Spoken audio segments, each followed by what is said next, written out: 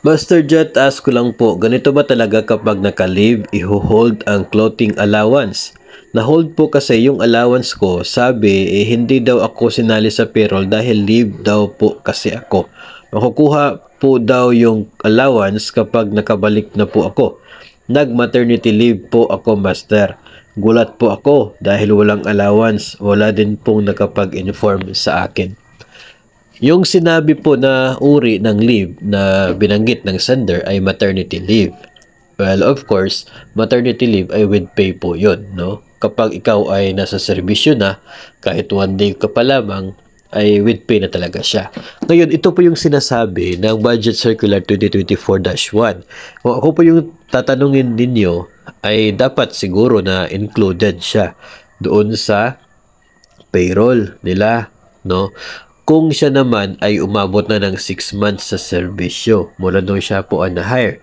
Bakit? Kasi yung government service requirement po, kapag existing ka na, no, yung hindi ka na newly hired, ay dapat lang expected to render service for 6 months ngayong taong 2024.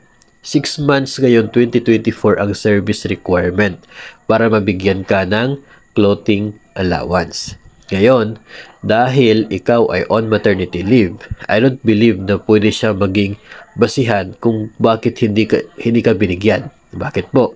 Kasi ayon po dito sa circular, counted, no, included yung leave with pay doon sa 6 months na service requirement na yan. So, in short, ay hindi sapat, no, hindi po nakakabawas sa inyong service sa ahensya ngayong taon ang pagkakaroon ng inyong maternity leave. Kasi maternity leave ay isang uri ng leave with pay.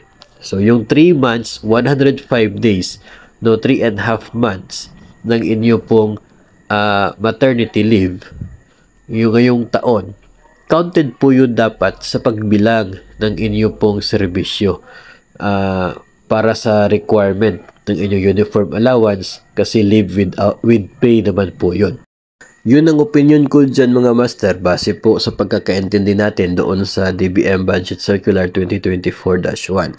Pero siniguro naman ng agency ninyo na kapag kayo ay nakabalik na sa serbisyo ay ibibigay naman yung clothing allowance na yun. So depende na po yun, no?